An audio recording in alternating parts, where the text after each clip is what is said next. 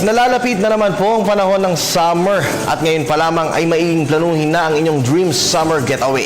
Ngunit bukod po sa mga magandang tourist spot sa Pilipinas, saan po ba nga ba magandang magbakasyon? Alamin natin yan sa ulat ng Dina Pagibitan. Likas sa ating mga Pilipino ang pagkahilig mag-travel at mag-adventure. Kaya naman ang papalapit na summer talaga namang pinaghahandaan at pinagplaplanuhan. Dahil iba rin ang mga Pinoy na magpahalaga sa pamilya, sinasamantala natin ang panahon ng tag-init para makasama ang mga mahal sa buhay sa isang bakasyon. Para sa ilan na sapat lang ang budget, Pilipinas ang destinasyon. Pero para sa ilan naman na pinag-ipunan ang paparating na summer vacation, bakit hindi mo rin subukan ang mag-out of the country? At para magkaroon pa ng idea ang ating mga kababayan sa kung saan nga ba ang perfect destination ngayong summer, idinao sa Pasay City ang Travel Tour Expo 2015. Ito na ang ika-22 taon ng nasabing expo na inorganisa ng Philippine Travel Agencies Association.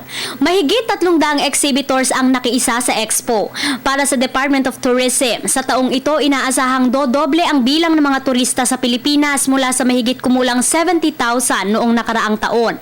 Samantala, isa sa mga nagpakita ng kanilang mga natatanging mga produkto at destinasyon, ang bansang napakalapit lamang sa Pilipinas, ang bansang Taiwan.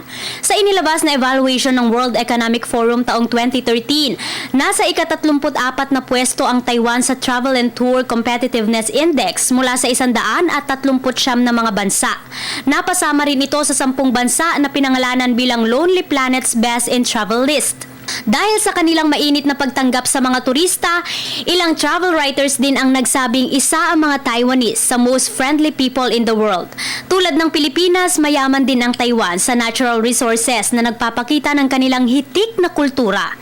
The Philippines is very near Taiwan, only one hour and 15 minutes flight, so it's very close.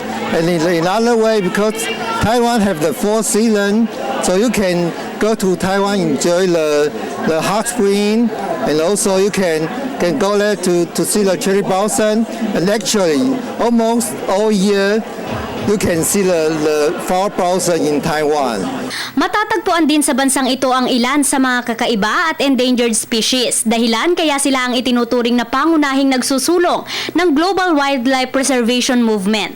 Tinatawag din ang Taiwan bilang Culinary Kingdom dahil sa kanila namang mga kahanga-hangang pagkain.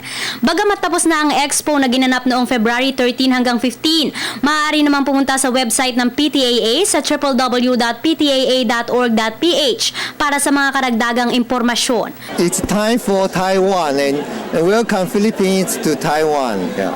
Ano pang hinihintay nyo? Maiging ngayon pa lamang ay magplano na ng inyong destinasyon para sulit naman ang darating na tag-init.